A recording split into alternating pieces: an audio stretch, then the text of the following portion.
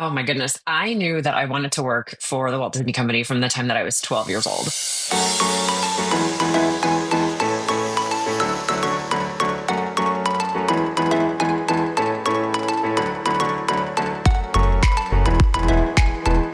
Welcome back, everybody, to this week's episode of the DCL Duo podcast. And Sam, I'm going to throw it right over to you. This is a special bonus episode. Really excited for our guest and our topic today. So why don't you introduce who we're going to be talking to and what we're going to be talking about? Yes. Well, first, I got to start with saying that the most magical thing I think about Disney Cruise Line is, what do you think, Brian? Most magical thing? I don't know where this is going, Sam. The most magical thing about Disney Cruise Line is the cast members on Disney Cruise Line. Sure. By far. Yeah. Right? 1000%. I totally agree with that statement. Yes. I just felt like you were prompting me for a very specific thing. And I'm like, we just had this conversation with CT a few weeks ago where, he was saying I don't try to guess at what's in your head. That's what keeps me happy. So, yeah. Love it. Good.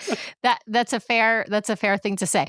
But the most magical thing about Disney Cruise Line is the cast members. We know that. That's why we keep coming back year after year, sailing after sailing, itinerary release after itinerary release, even when the prices go up, even when we're not happy about the IT or, something that Disney's done that we might not like, or them changing menus or things like that. But we know that the magical things that happen on board are because of the cast members.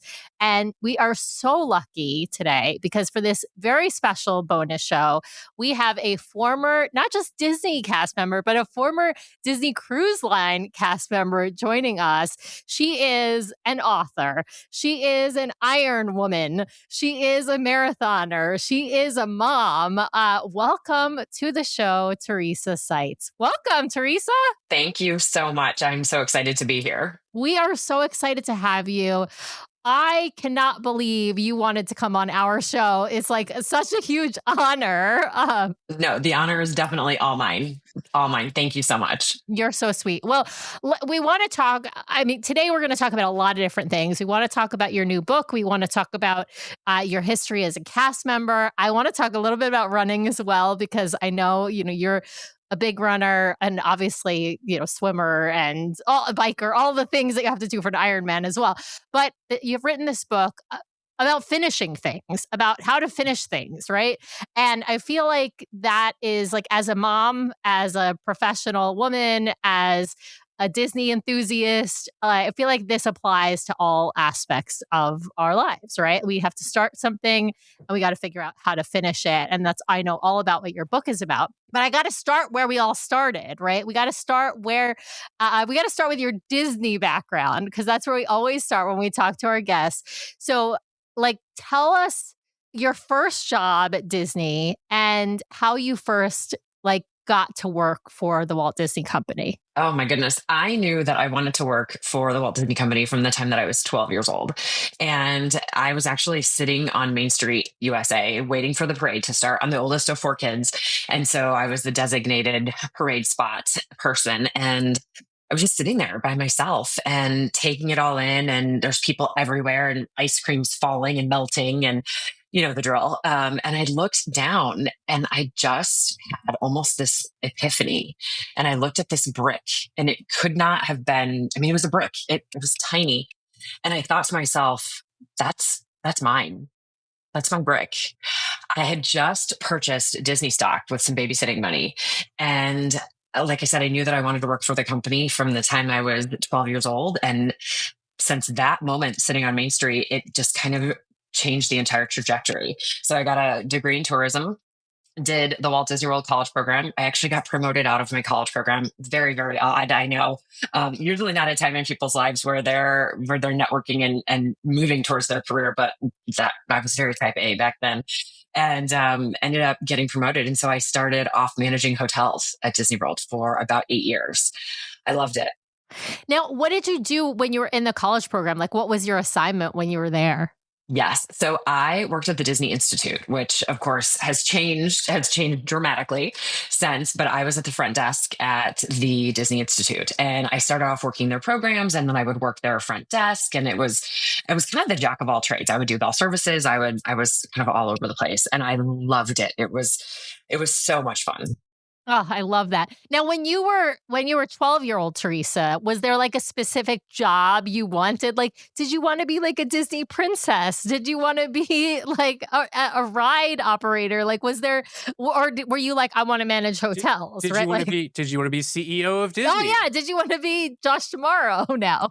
I wanted to be Michael Eisner. Yeah. I wanted to be Michael Eisner. And thank goodness, looking back on it now, thank goodness my boss's boss at the time, Dewan Rivers, who has since retired from Disney, has his name on a window on Main Street. Thank goodness that man had a sense of humor, because I set up a one-on-one and I asked him, tell me about your career. And he said, well, what do you want to do? And I said, I want to be your boss. That's ballsy. I love that. And, oh my gosh. And 49-year-old me looking back at that, I'm like, what? You said what? But it just came out. And I mean, Dewan and I have kept in touch. I would send him pictures of his name until finally my husband was like, do you know how many people probably send him his photo every time they're in the Magic Kingdom? But thank goodness the gentleman had a sense of humor and put me in contact. And I mean, and that was it. The next thing I knew, I was sitting in casting and I had to move out of my apartment in Vista Way. And yeah, the rest is kind of history, as they say. Tell us how you ended up working for Disney Cruise Line in your career. Yes. So I knew that I wanted to either work for Disney Cruise Line or Disney Vacation Club. When I was a front desk manager at Caribbean Beach in 1998 was obviously when the Disney Magic came out. And I had two friends who were offered, at the time they called them cross utilization opportunities. And so they went out to Port Canaveral, worked on the hotel operation side. And growing up in Indiana, I had never seen a cruise ship. So they invited me to come out the night before Michael Eisner was coming out to see the ship for the very first time. And I stepped on board. And I mean, I was just in utter awe. And so that was kind of one piece. And then I learned all about Disney Vacation Club and just wait, I can do what? I can pay one time and then stay the rest of the time. Stay for many years. And so I knew I wanted to work for one of those lines of business. DCL, very small at the time. So I ended up transferring to Disney's Old Key West resort as a front office manager. And that's where I learned the Disney Vacation Club side of things and knew then I wanted to become a vacation club guide. And then from there, I had the opportunity to sell DVC on board Disney Cruise Line. I mean, you want to talk about a dream come true. That was just unbelievable. Oh, amazing, amazing. That like such a great way because when you're on, I mean, from what I've understood from talking to some other retired DVC guides who now actually work in the DVC resale market, which is a lot of them have transitioned into that market. It sounds like that's a pretty good gig when you're selling DVC on board the cruise line. I mean, you're working real hard on certain days, on your sea days, but on your port days, you pretty much have the day to kind of enjoy the port or enjoy the ship.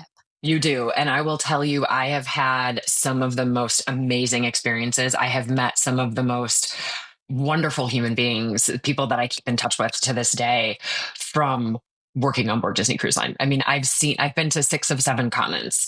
Now, granted, that's not all on Disney Cruise Line, but I mean, I went to Buenos Aires and stayed with a dear friend of mine who was one of the concierge managers on board. That never would have happened if it wasn't for Disney Cruise Line. So I've been all over Italy. I mean, my goodness, Italy just holds a special place in my heart. So yes, it is phenomenal because to your point, you are working during the sea day, which is fantastic. Then you get to play when all of the guests are off the ship. I mean, I've been to Castaway Cay. Castaway Cay is one of my favorite places in the whole world to run, even in summer. But it's just magical and it never gets old. It's interesting because obviously everyone who works sort of in the Disney family, we'll call it, like in all of Signature Experiences, they all have to go through like Disney training, right? You all have to go through, you have to learn about the pillars, right? You have to go through the whole, what do they call it? University, right? Disney University, Traditions. right? And Yes. traditions and all of that. And so there's like something in the sauce there, I think, like in the sense of like, I don't know what it is. I'm not sure it's in the interview process or it's in that university setting or where it sort of comes, but there's something special that seems to happen there in creating well, I don't know about creating or identifying these just magical people who find ways to make the magic happen. Where do you think that like sort of comes from? Like, I mean, I know obviously it's like passed down from Walt himself and through, right? Like Walt and Roy and all of the leaders thereafter. But like, do you think it's that Disney's just finding the right people, or do you think there's something that they're putting into people and then magic then happens? So that's a great question. And growing up through Disney, I always said that if you take care of your cast members are going to take care of your guests, which is then going to take care of your business needs. So I think it's all about the people. I mean, business in general is all about people. And so when you hire the right people and when you put the right people in place, magic can happen. And I will tell you, I did not get hired from Disney for Disney because I was the most talented person in the room. That is certainly not the case. But I had a goal. I made a decision. I got a degree in tourism.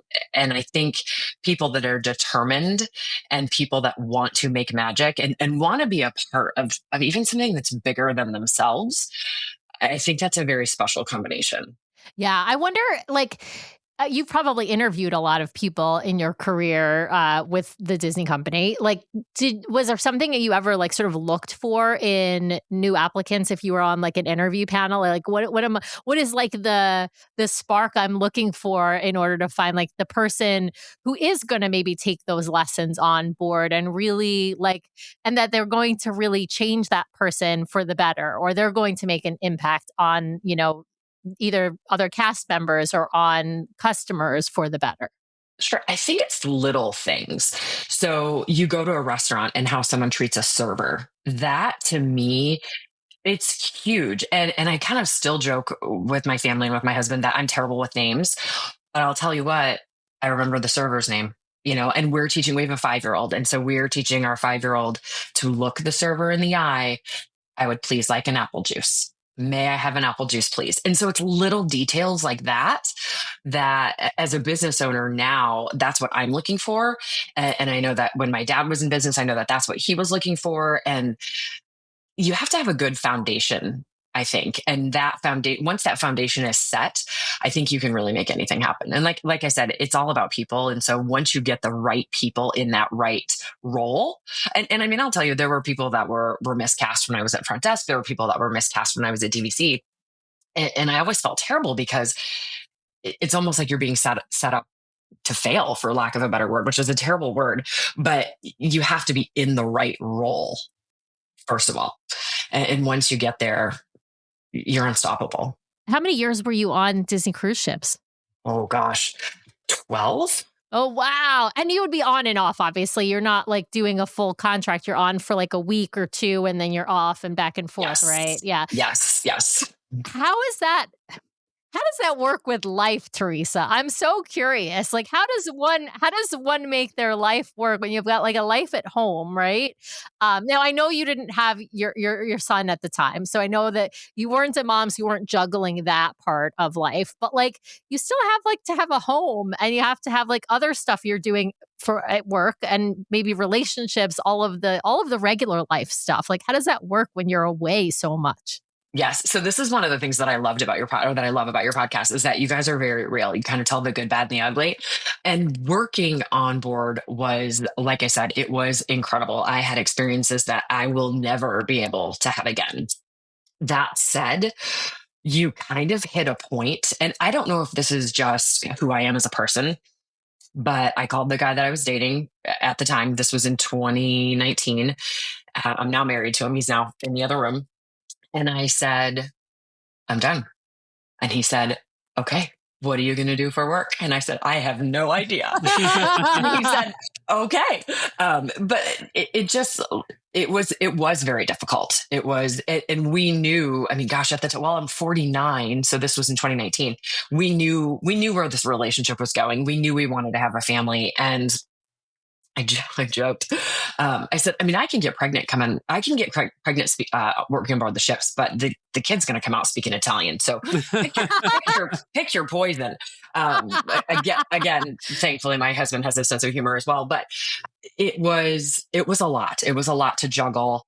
There were a lot of people with moms, or there were a lot of moms that it was hard. I mean, I remember being on the transatlantic crossing my very first year, and one of my co-guides, who I still keep in touch with, she's still a friend, we sat in the office and she cried for an hour. And I said, what's going on? She said, I left they just adopted a beautiful baby girl. I think she was 3 months old. She said, I just left my daughter at home for 2 weeks. And this was before, I'm not even sure what year this was, but this was before the internet. So we were using the old calling cards and things like that. Yeah. So you're not able to like FaceTime. You're not able to video chat with people back home back then. If you're lucky, you can call when you're in port from a payphone, right? Like it's not, and with the time zone changes depending upon where you're located, you may or may not be able to talk to them very much. Yes. Yeah. Well, and Chris even says to this day, he'll say, I didn't think you were interested. I thought you were either ghosting me or friend zoning me, because we met at dinner in Orlando, and I said, "Oh, it was so nice meeting you." Whatever it was that I said, and I said, "I'm leaving on a business trip. I'm home in 6 weeks," because it was kind of one of those Europe and then Alaska, and it was very chaotic. And I always tried to be home for 2 nights in between those trips, just because ironically enough, I get really bad jet lag. And so I'm aware of it. I don't try to kind of push through, but I thought, I don't want to meet this guy in a zombified state. That's just not good for anyone. So I said, I can see you again in 6 weeks. And yeah, he thought I was ghosting him. Yeah. I mean, I totally get that. I would think that too, but it's a hard life. I feel like ship life, for whether you're like a full-time cast member on DCL, whether you're a contractor, whether you're a DCL guide, right? Like it's a ton of travel and it's a lot of being away from home. Whether that home is in the Philippines or that home is in Orlando, it's still, you're not home. You're not in your own house. I'm curious, like, when you're on board DCL, and you're kind of like a vendor, right? You're not a cast member with DCL specifically. Like, how does that work in terms of like your interaction with like the full-time cast? Because you're all part of the cast in the sense that you all work for the Walt Disney Company, but you're kind of siloed in these different like parts of the business. Did you all get to like, let's say, become friends with them? I mean, eat with them, go out with them, hang out with them. Like, how does that kind of work on board? Yeah, that's a great question. And it is always so interesting from the outside perspective looking into the crew, because it is just such a unique experience that people are so curious. And unfortunately, I don't have a lot of those answers. We were vendors, so we were crew, and basically we were crew when they needed us to be, and we were guests when they needed us to be. So back in the day, there wasn't any what they call import manning. So we never had that duty. We were allowed to eat in the guest dining rooms. We were allowed to attend the shows, permitting, on availability and attendance. We were allowed to drink in the crew bar, in the guest bar. We were not allowed in the crew bar, which that was a little bit of a point of contention between crew and DVC cast, because we did have privileges that they didn't. And I mean, those crew, they worked so hard. They worked so hard. They were not allowed in our rooms, which was really interesting because, as I shared, my friend from Argentina, he was the concierge manager, and something maintenance wise had happened in my room. And so we got my housekeeper that was assigned to my stateroom, to stand there and kind of keep watch while he came in my room to look at whatever it was that was going on, because neither one of us wanted to get in trouble. But I knew that I needed this fixed. I can't even remember what it was. So there were definitely boundaries. Definitely boundaries.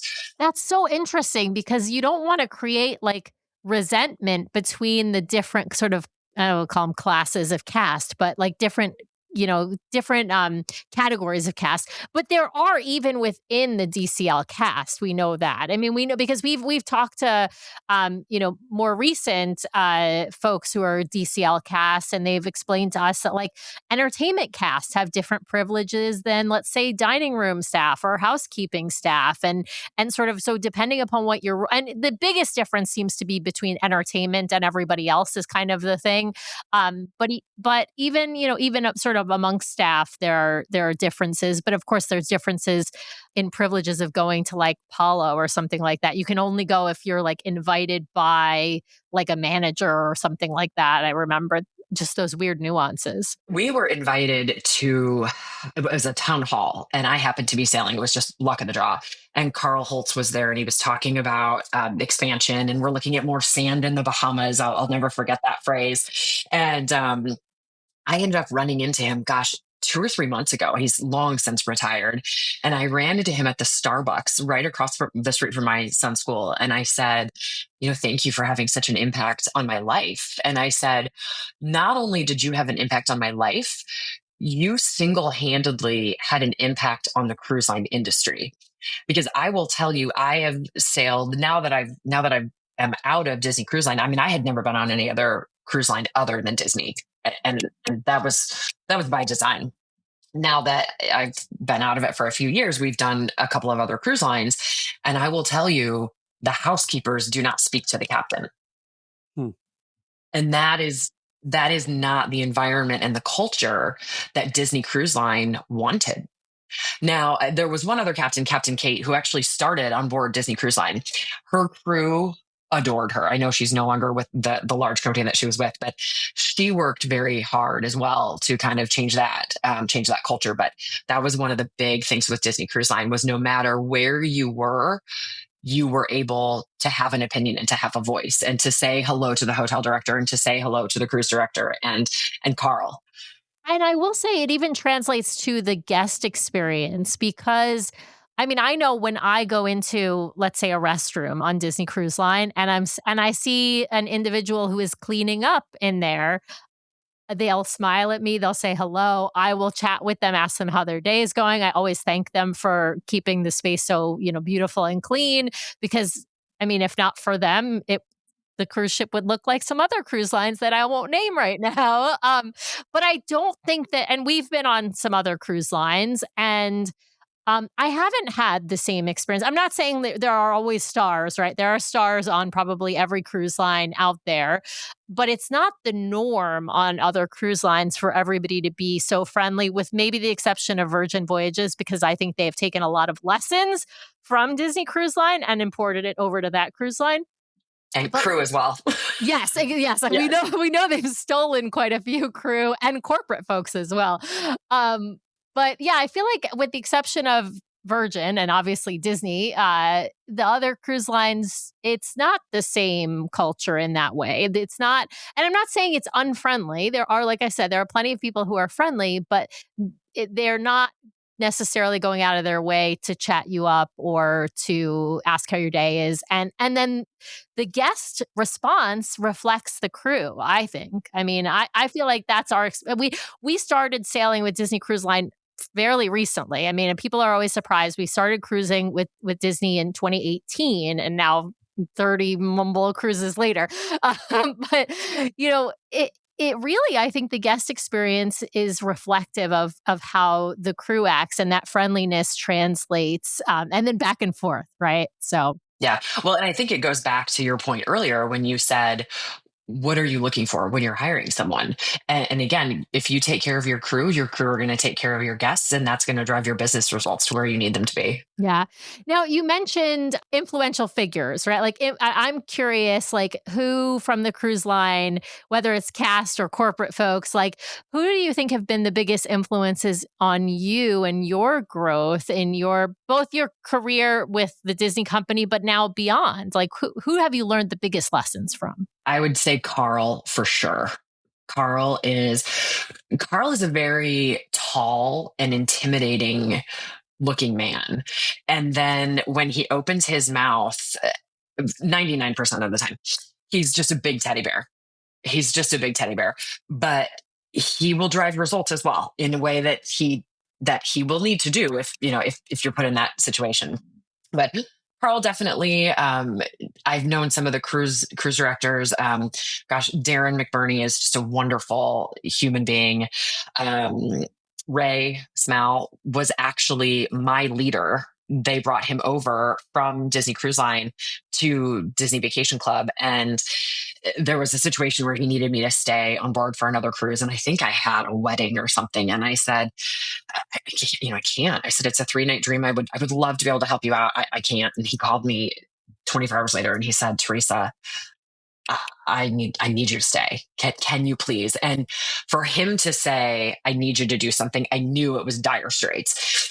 And I said, I'll stay. I said, I don't have enough clean clothes. He said, no problem. Put your clothes out.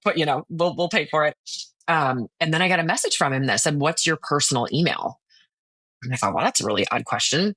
He sent me a Starbucks gift card just out of his own pocket. I mean, just those are people that truly care about their cast. And so I always tried to take the little tidbits of examples that I saw and kind of just file them away. But Carl, Ray, one of my dearest friends in the whole world is the director of marketing. I'm probably messing up her title, but she has named every ship for the last however many years, to the point we were at dinner right before we came up and something was said about Believe. And she said, "Oh yeah, that one's been announced. We can talk about that." And I was with another girlfriend who also used to be a Disney Vacation Club guide with me for several years, and she said, "Do you do that often? Do you find yourself kind of tripping over what you can say?" And she said, "Oh, every day." So I've had a lot of phenomenal examples from Disney Cruise Line. I love that. I think that's a hilarious example, though. We have some friends who work for the company and they do the same thing with tripping over, like, wait, what can I say? What can I not? Like, they have to remember, like, what's been announced and what's not been announced yet. So I think that's always, especially with people like us who run a cruise line focused podcast, right? They want to be careful. They don't give us non-public knowledge that's not under embargo. Theresa, I want to ask about some stuff a little bit outside of the Disney universe. I want to ask you about running. When you got into running, how you feel like accomplishing marathons, Ironmans, like how has that shaped you as a person and shaped you as maybe a mom, an entrepreneur, all of the things? Oh, goodness. So how did I get into running? I had been an athlete my whole life, sports, softball, volleyball, all of that. And I started running in college. And it was just kind of a way for me to clear my head. I was never the best student in college. And once I got into my tourism classes, then it was game on. But kind of my freshman, sophomore year, I was like, I don't want to take, I don't do trigonometry. That's just not my thing. And so I would run just to clear my head, and that never really went away. So I ran my first marathon. I was actually thinking about this today. I ran my first marathon. I think it was 2002, 2003, maybe. And it was Disney Marathon. And the night before, I ended up at urgent care with like bronchitis or something. And it was like a 7.5 hour marathon. I mean, I was out there so long, but that's one of the beauties of Disney races, is that they're so back of the pack and mid pack friendly that all I did was cough and have a great time. That was just such a great day. And my family, oh my goodness, my parents or my dad and my brothers drove down from Indiana to come and watch me run a marathon, which, if you have ever spectated a marathon, is actually harder than running a marathon. I keep trying to tell Brian this because I've never run a marathon, but I have spectated him running a couple of marathons. And I zigzagged. I swear to God, I zigzagged all over the city of Portland. I zigzagged all over the city of Vancouver. I zigzagged all over Walt Disney World just to see him at multiple points. And that coordination in itself, I feel like I deserve a medal for it. You know what's funny though, is I also zigzagged all over Portland, all over Vancouver, and all over Walt Disney World. Yeah. So yeah, that was part of it.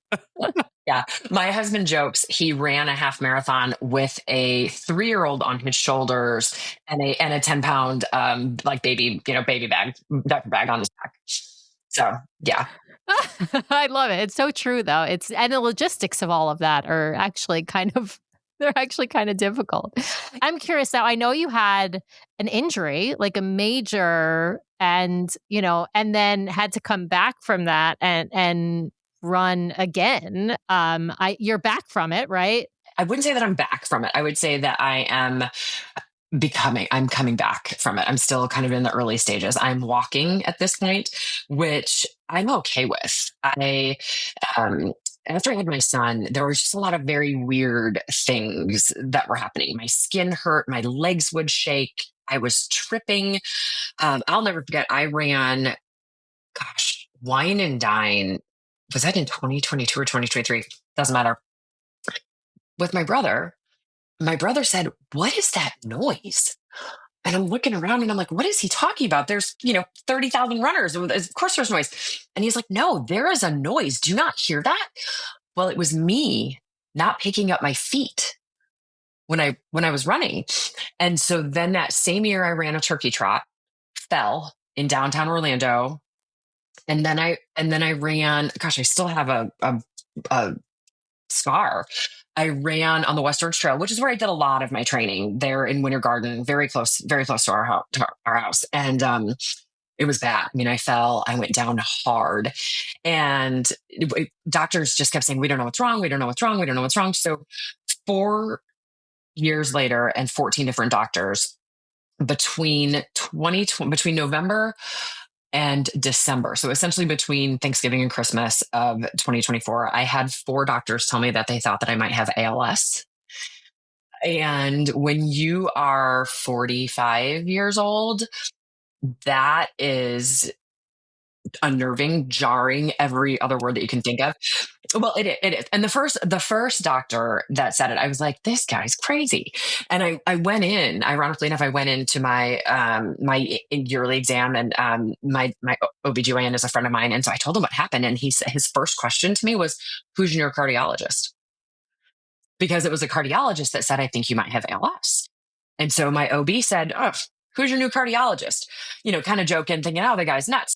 Well, then it happened again. And then it happened again.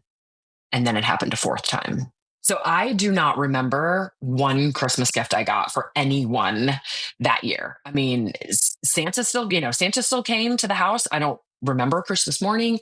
It was, yeah, it was tough. And then in January, I went in for what they call an EMG, which I had no idea what I was going in for. I had seen so many doctors and had been through so many things that I just didn't think anything of it. So I went by myself. And I'm kind of putting 2 and 2 together as I'm laying on this table for 90 minutes, being poked and prodded and shocked and everything else. And your mind starts to go to really dark places because you realize, okay, they're testing you for ALS. This could be the moment, this could be your death sentence. And so I'm laying there and I'm texting my mom, I'm texting my sister, I'm texting my husband. And I said to the doctor, "What does your gut tell you?" And she said, "I don't believe in my gut. I believe in science." I'm sorry, that's like actually really frustrating in the moment, right? What? It was, yeah. I mean, to use your word, it was terrifying. And so we finished up the test. She left and she came back in and she said, "I think we need to get your husband on the phone." I mean, my heart just sank even saying that. And that was in January of 2025. My heart just sank even saying it as I'm sitting here 15, 18 months later. And oh my gosh, I'm getting emotional. I'm so sorry. And I called Chris and I was like, "She wants you on the phone." No one gives good news in this type of situation. No one has them call their spouse, their significant other for good news. And she said, "You do not have ALS, but you do have a severe spinal cord injury." And I said, "Wait a minute. I need a minute." And I cried. I cried so hard. She had to hold me up. And I looked at her and I said, "Okay, I'm so sorry. I missed everything after you said I don't have ALS." And she said, "You have a severe spinal cord injury." And I looked at her and I said, "That's it?" I'm sorry, And I'm laughing. That's crazy. well, I think she thought I was kidding, but ALS. But you're so relieved. Exactly. I mean, it's not that that's not real serious, but you're so relieved about what you don't have. And so she said, you need surgery immediately. And I said, okay. Okay. So she got me into a neurosurgeon in Orlando. And you will love this because this has never been a part of my story until this moment. So we went in and met with the surgeon, and he looked at everything. And I mean, it was so clear in everything that they had found that I didn't even ask for a second opinion. It was my spine was just, it was a mess. It was very apparent as to what was going on. And he said, you need surgery like tomorrow. And I said, I am so sorry. I'm leaving on a Disney cruise tomorrow. Yeah. No. I have not shared that with anyone in this story. And he said, excuse me? And I said, I'm leaving on a Disney cruise. I said, look, it's my sister, her 2 kids, her husband, my parents, my 3-year-old. Can I have surgery next week? And he said, it's a Disney cruise. And I said, yes, sir, it's a Disney cruise. And he said, okay. He said, you're not going to get crazy. Like, it's not another cruise line kind of stigma. And I said, no, not at all. And he said, okay. He said, just, be careful. Meanwhile, my primary care is messaging me back and forth saying, I don't even want you driving in a car. Like, if you get into an accident, you could be paralyzed. And we went on a Disney cruise. On the Disney Dream, I believe it was. I think it was the Dream. And my husband is walking with me kind of arm in arm everywhere. I mean, especially on the pool deck. You know how slick those decks can get. And people must have thought I was either intoxicated the entire time or had, some sort of severe impairment, because I'm being physically walked along the entire cruise because we were so worried something was going to happen. So you have sailed Disney both as a crew member and you have paid to go on the cruise line. P.S. If I had been your doctor, I'd been like, well, how close are you to Pearl? If this is going to get you there, let's do Right? it. Otherwise, why don't you postpone? And I'll get you a nice Do you have note for travel Disney. insurance? Yeah. Yeah. But how many times have you sailed Disney Cruise Line as a passenger, as a paying passenger then? I am not Pearl yet. So I have probably and I made the mistake of not keeping all of my room keys. I do that for my son now. I've got all of his room keys, but I am not quite Pearl. So, Okay. but I will tell you, we sail quite often. It's in our backyard. I mean, we get the Florida resident deals. It's in our backyard. Yeah. So we did one for my son's first birthday, his second birthday, and then I think he's gold now. So we've done a few, but I am such a believer in the product. That and Adventures by Disney are, in my opinion, the 2 best products that Disney has going for them. You will hear no argument from the hosts of this podcast about that for sure. If it makes you feel any better, our son's Pearl. So, Oh, that does. Yeah. You said 31, 35? 35 for 36 for Brian. I think 35 for me. And then I think I'm at 35, but one of them doesn't count because it was a non-revenue. maybe so we're both around 35. And then our son is at 28, actually. Gosh. Yeah. So have you seen your name on No, that's Castaway? 50. We That's have to be 50. 50. That's 50. I forgot. Yeah. Well, I told my husband that's my goal. Yeah. To which, of course, he just was like, whatever. If I have to bring my Imagine if your we have- sailings from being a guide actually counted, you'd be well above. I actually think they should give you, I mean, I guess they give you ABD credit, but not a lot comes from that. I'm like, you should, I actually said they should have given us credit for sailing on the Star Cruiser because it was technically a Disney cruise ship, just, was in space. I'm curious, Theresa, to shift over for a second to the book that you wrote. So tell us a little bit about the inspiration behind that book and, what you were hoping to accomplish with it. Sure. So the book really was driven out of therapy and processing everything that happened. And I'm still processing everything that happened. The focus this summer. So I read something on Instagram the other day that someone said summer hard. And I said, I'm stealing that. I am stealing that. we are summering hard. And so this summer is just all about kind of reconnecting with my husband, with my son, with the rest of my family. But the book was really, I knew that I had wanted to share my story. And I knew that I had a story in working for Disney. And I knew that I had value and I could add value to people's lives. But I really didn't think, which is so crazy looking back on it, because it's such a silly thought to have that until something kind of negative or wild that happened, that I really didn't have a story to tell. And then I met with a therapist and she said, have you ever thought about writing? And my husband has said, you're a great writer. My mom has said, you're a great writer. And I just sat down at my computer one morning and it just all kind of came spilling out. And what was funny was I wrote chapter 1, not even really knowing where it was going. And I'll never forget, it was early in the morning and I had my coffee and I'm sitting there typing, and the sound of the morning of a marathon has a very specific sound. And it just went from there. And I think I know my entire goal was to tell people, women especially, that you can do hard things. We live in such a society of suck it up, buttercup, but no one actually gives you the tools on how to do that, on how to suck it up. And so through kind of everything that I have been through with the medical and just it all impacts everything, your mental health, your physical health. I've really kind of learned, okay, breathe in for 4, out for 6. And my mom fell at our pool a couple of days ago. And it was not a great situation. I panicked. I will be the first to admit I panicked. And I just look at my eyes and I kind of I said, I'm going to put my hand on your chest. And I just kind of started tapping. And I said, just breathe with me, breathe with me. And it's things like that when you get into fight or flight mode, these are things we know, but they go out, they're gone. They go out the window when you're in that fight or flight mode. So the book really was driven to give people the tools to do hard things and to finish hard things, whether that's getting a job you want, becoming a mom at 44, raising a child, my son is the hardest thing I've ever done. And the most rewarding, and he was worth every shot, every doctor's appointment. I will tell you, being a mom is difficult.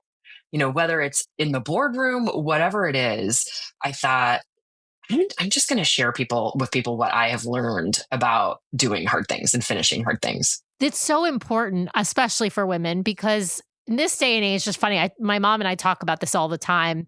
My mom always says that her generation didn't really do our generation any favors in sort of the women's liberation movement. And I hope people understand what I'm saying here. It's not that we didn't get more rights. It's not that we didn't get better opportunities. But she says they didn't do us any favors because we get to have it all, but we still have to do it all. Yes. And it's so difficult because now as business owners and as moms, I don't know that I would say that I necessarily believe that women can have it all. I also don't know that I would say that women can't have it all. I would say that there is a tipping point where things can either go either way. One of the things that I am focusing on, again, with this summer is just being very present. And so I've started saying to my son, I'll pick up my phone or I'll be holding my phone and I'll be texting someone and he'll come up and say, Mommy, I want to show you the new Pokemon or whatever it is. And I've started saying to him, I really want to hear what you have to say. Give me 1 minute to finish this text work thing. And then, and then I put my phone down and I'm 100% present. It's all a work in progress. I feel like that's the challenge, and I'm not going to speak to it from the women's perspective for obvious reasons, but the challenge I find is the always on culture. Work never stops.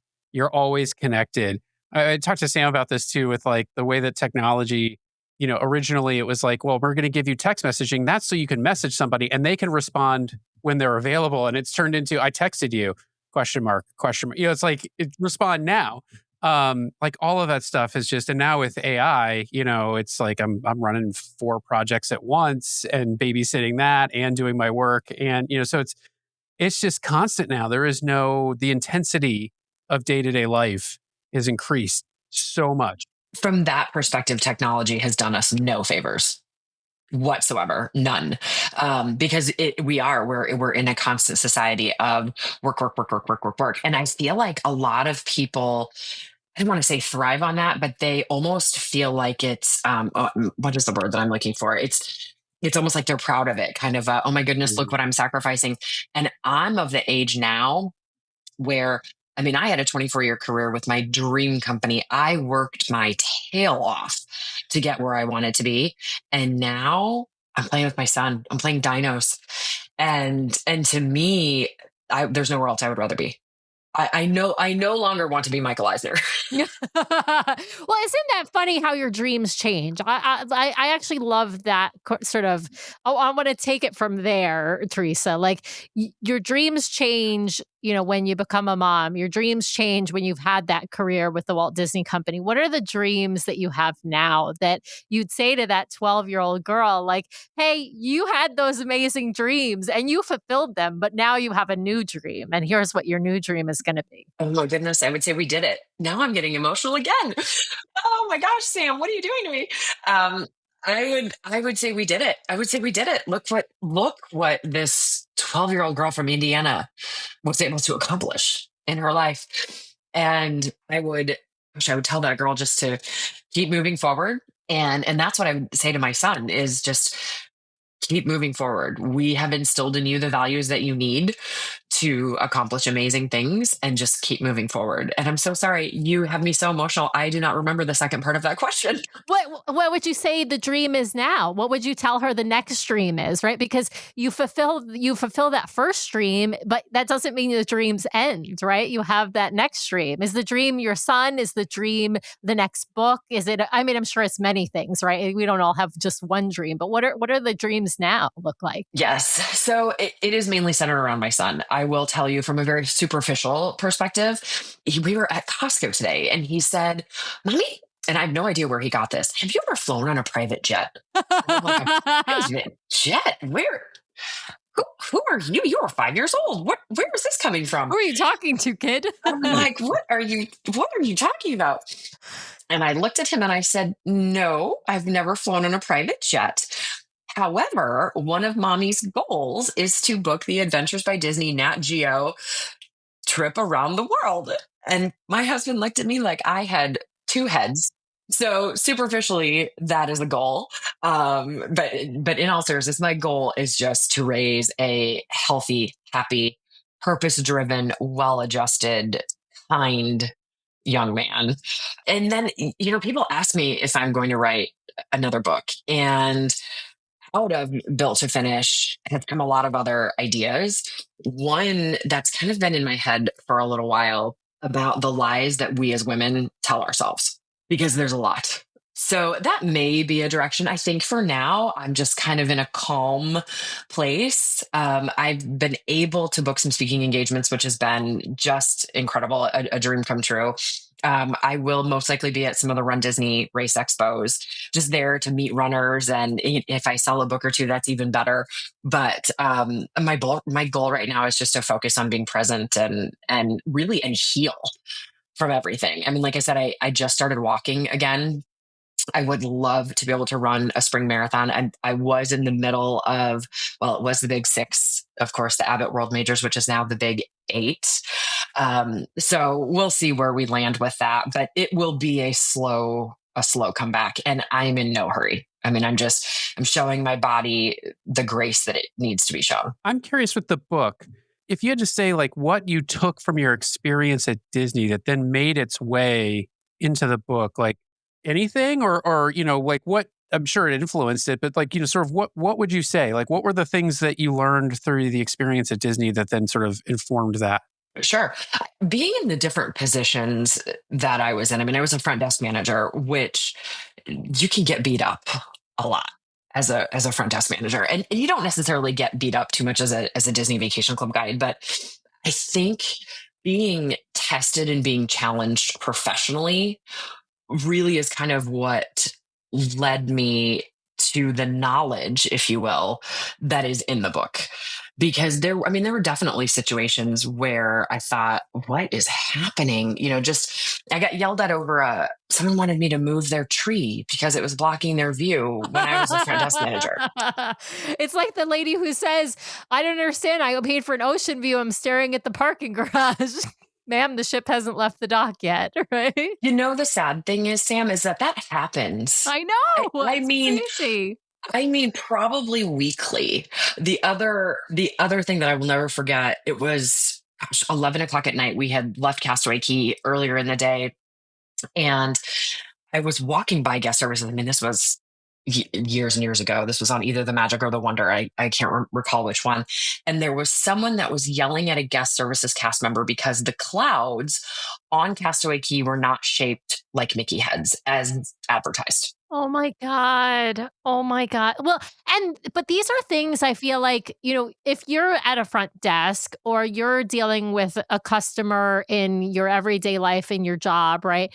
And somebody's being really rude, or you're unable to fix the problem that they seem to have. Maybe the problem doesn't really even exist, but they think there's a problem, right? Like, learning to not run away and cry is like a huge like accomplishment, because there are I think we've all had situations in our professional careers, whether that starts with me working behind the counter at McDonald's or babysitting the kids down the street, or in my job as a lawyer now, like, where those skills are really important to apply, Theresa. I love that. I love that you're sharing them. I can't wait to read the book. I'll confess I haven't read it yet, but I can't wait. I'm going to order it.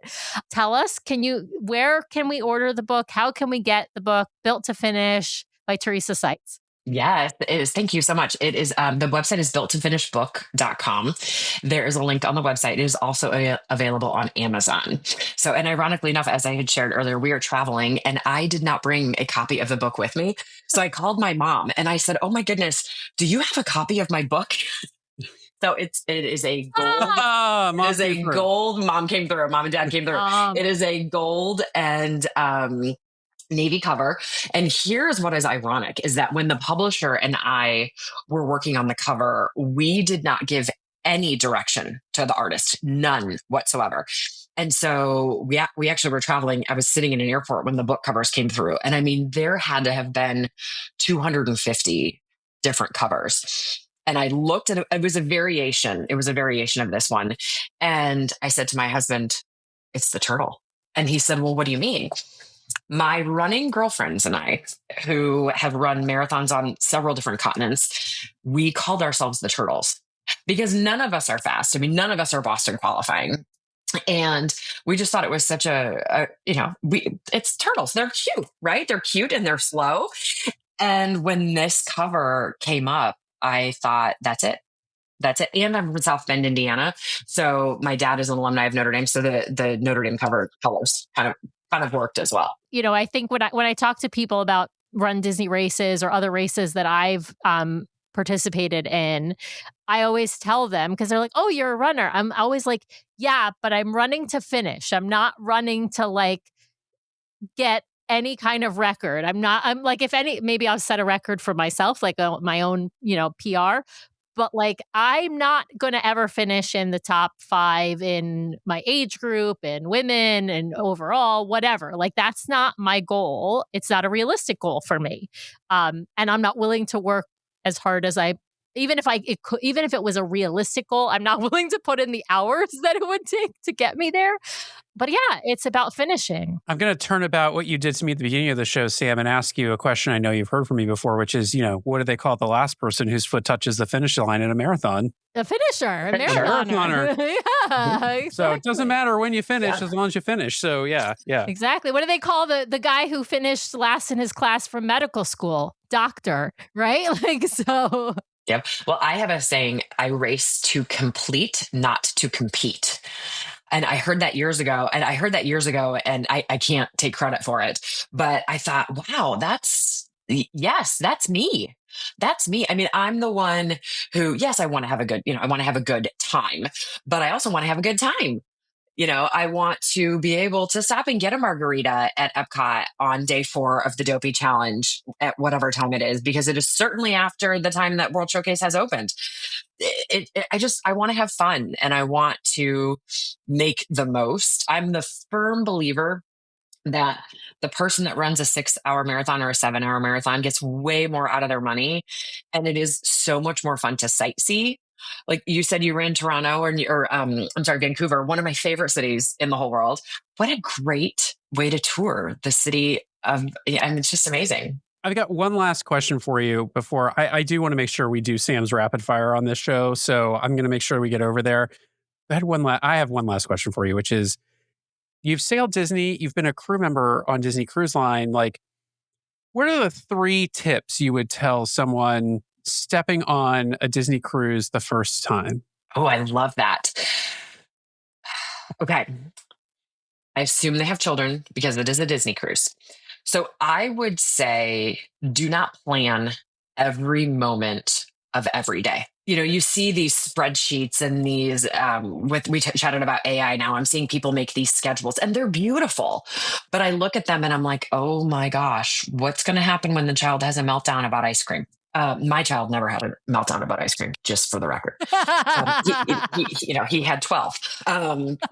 So I would say, don't plan everything. Expect the unexpected. Allow time just to sit up at Vanellope's and enjoy the ice cream that you just paid $12 for. I would also say, so that was number 1, I guess. So number 2, and this goes more from the operational side of things, I would not book a cruise. If I'm talking a cruise from Canaveral, if I'm talking a cruise from Lauderdale, I would say do not book a cruise based on the destination, because things can change. So if you book an Eastern and it's September or October, hurricane season, the itinerary could change. So don't book something based on an itinerary, unless it's a Mediterranean, unless it's Alaska, that kind of is a given. And third, I would say just make as many memories as you can.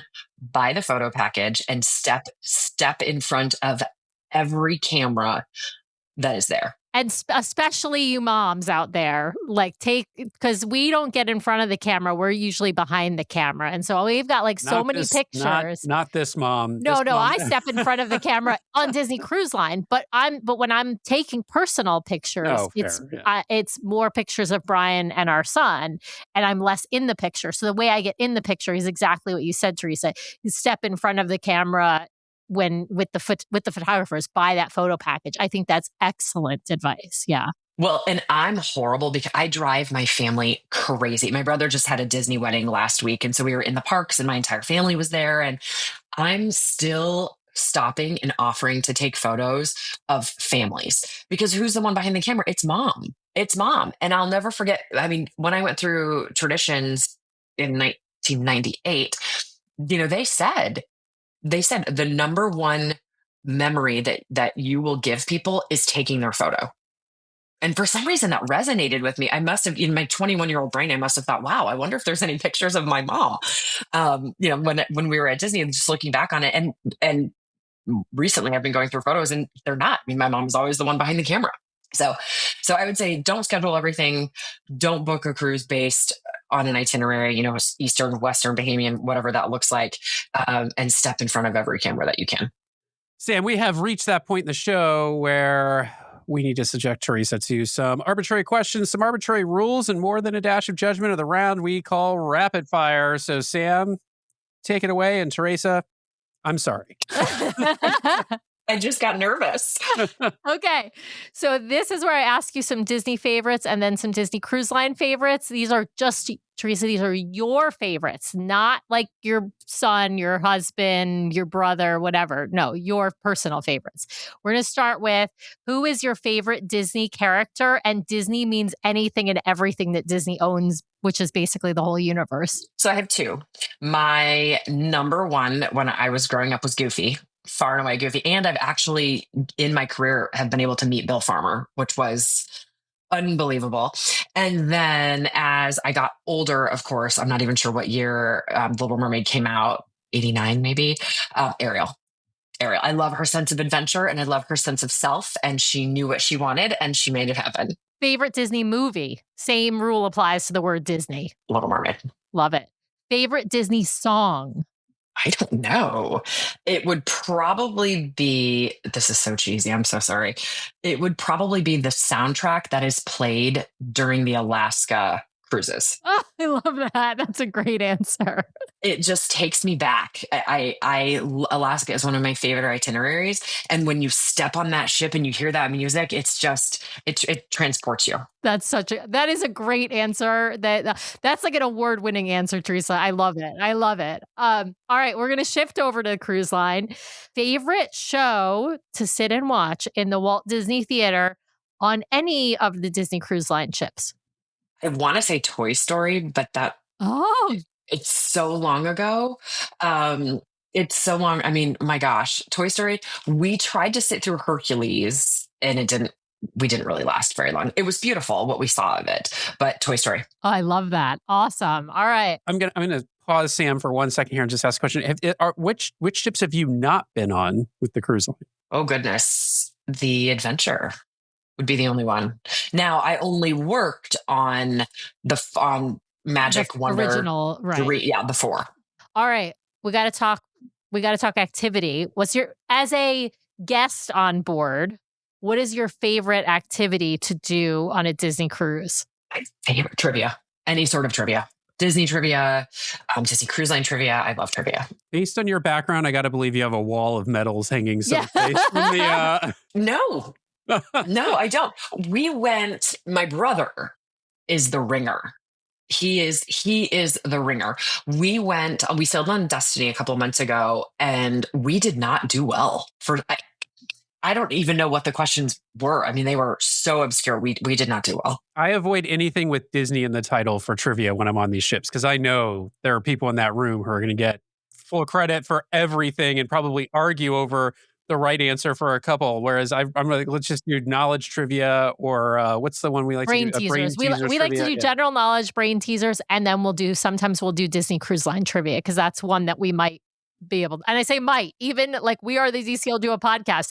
We do not always like win Disney Cruise Line trivia because that's how they go to really obscure facts and sometimes about things that were on the ships at the inception of Disney Cruise Line when we were not sailing. So, all right, we got to switch over to dining. What is your favorite rotational dining restaurant? It could be for any reason. It could be because of the theming, the food, the show, or lack thereof. But which is your favorite rotational dining? So right now it is Marvel because I have a 5-year-old boy, and Spider-Man was epic. On our last cruise was epic. He spent so much time with us. Spider-Man was amazing. Frozen Arendelle is high on the list as well. Love it. Awesome. All right. I want to hear a favorite sweet item on a Disney cruise and a favorite savory item on a Disney cruise. So things you eat. We start with the sweets because the savories are my favorite. So I save the savories for last. It doesn't matter that dessert comes at the end of the meal. It shouldn't. I think we should end the meal with a soft pretzel. So let's start with favorite sweet. It could be ice cream and Vanellope's. It could be soft serve. Could be something in main dining. Anything across the cruise line. So I do love a good ice cream and Vanellope's, but I will tell you what I think about every time I'm on Castaway Cay. Back in the day, and I don't even know how long ago it was, they used to have chocolate chip cookie dough ice cream. And I'll never forget the day they replaced the machines. I was talking to, it must have been a food and beverage officer. And I said, what's going on? He said, oh, they keep getting stuck. Oh. It keeps clogging the machines. So that's when they changed it out, and hence no more chocolate chip cookie dough ice cream on the island. That's yes, terrible. it was a very emotional day for me. Okay, so that was sweet. The pasta percettes. Yes, vindicated. The pasta, I love yes, them. the truffle pasta percettes. Yeah, those are great. I love them. All right, you've already won, Theresa. All of these answers are golden. All right, we have a couple more questions. Aqueduct, aquadunk, aquamouse. The dunk. Oh my gosh, I will never forget that first cruise after I was on the first cruise after After they put it on? after the dry dock. Yeah. Oh my goodness. I felt like I was being waterboarded. That is not that I have any experience what that feels like, but thank goodness. But that was not an experience I would do again. I love the aqueduct. All right. Yeah. So dream fantasy. All, all right. The most important, this is the second to last question in rapid fire, but this is the most important question of rapid fire, which is, which one is your favorite ship? I knew you were going to ask me this. So, Walt, don't strike me down. I think the Treasure. Yeah.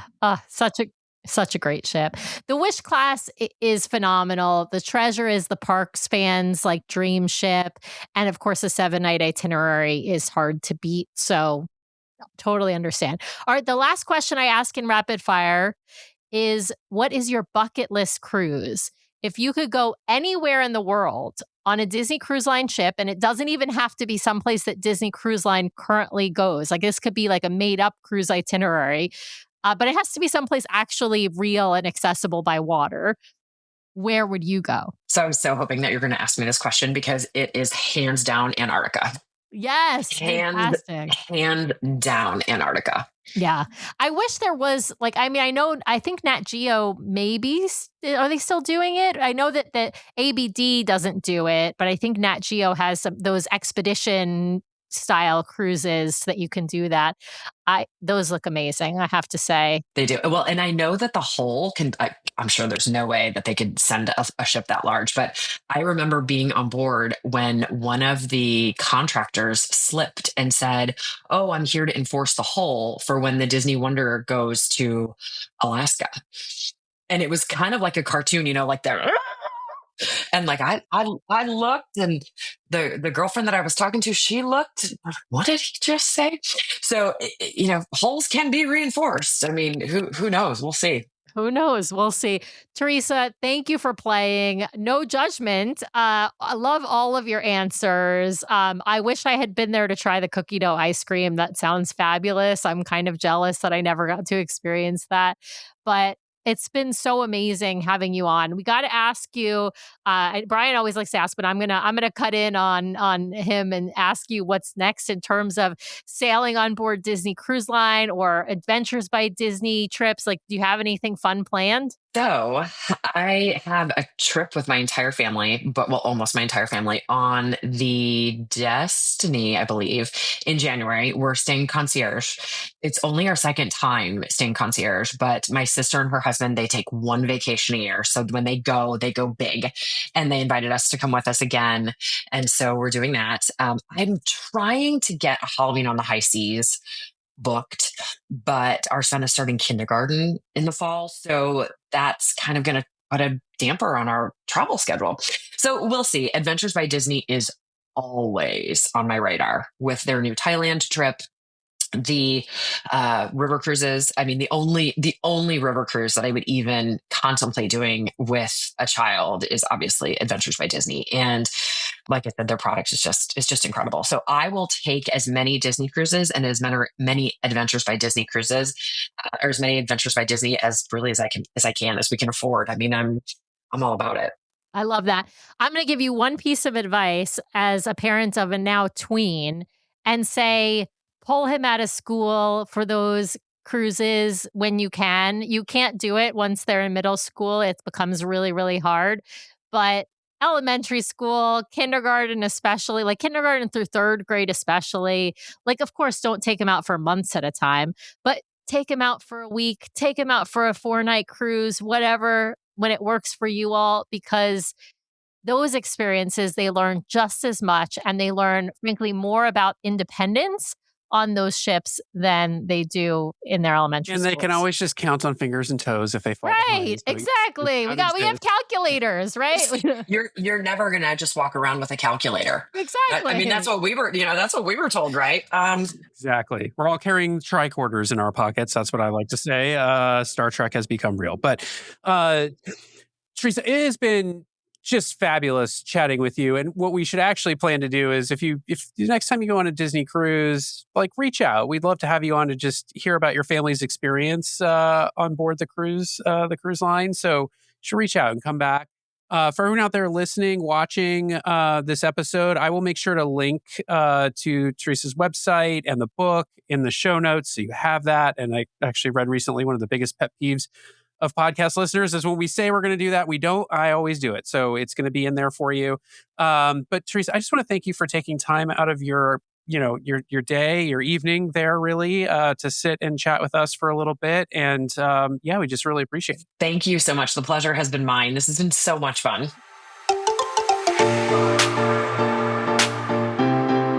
Well, thanks to everyone out there for listening this week. We really, really appreciate it. Be sure to subscribe to the podcast so you can keep getting great content from us every week. In fact, twice a week we publish shows. So be sure to hit the subscribe button to get all of those great episodes. And if you want to watch us live, we have a live show now every week, Monday nights, 5:30 p.m. Pacific, 8:30 p.m. Eastern over on youtube.com/DCL Duo. So be sure to head over and check that out. If you want to help support the show, be sure to hit those 5 stars on Apple Podcasts. And if you leave us a written review, a 5-star written review, we will read it at the top of one of our main episodes. So please head over there and hit those 5 stars. If you've got questions or you'd like to connect with us, the best way to do that is to head over to DCLduo.com. It's got links to all of our things, full catalog of the podcast episodes, including a searchable catalog for the podcast, links off to our vlog, a link to our Etsy store where we sell some fun fan-inspired magnets, link to our Patreon if you'd like to help directly support the show each and every month. Just head over to the website or patreon.com/DCLduo. Also has a way for you to sign up for our Substack newsletter that we're hoping to start really pumping out monthly here at least, and a few blog articles that we've written. So DCLduo.com is the best way to connect with us. You can also, of course, email us at info@DCLduo.com or reach out to us on our voicemail line at 402-413-5590. That's 402-413-5590. The DCL Duo podcast is not affiliated with Disney Cruise Line, the Disney Company, or the Disney family of theme parks. The views expressed on the show are solely those of the individuals on the podcast and in no way reflect the views of the Disney Company or Disney Cruise Line. If you have questions about a Disney cruise or a Disney vacation, please contact the great folks over at My Path Unwinding Travel or Disney directly or your own travel agent. Thanks again for listening, and we'll see you next time for another fabulous adventure with the DCL Duo. Good night.